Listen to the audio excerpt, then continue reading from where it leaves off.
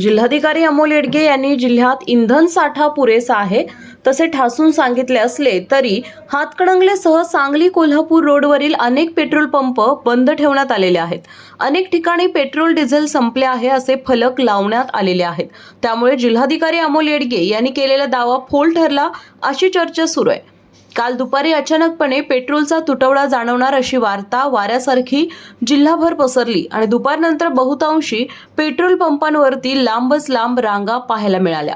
एकाच वेळी गर्दी झाल्यामुळे पंपावरील तेल साठा संपलेला आहे।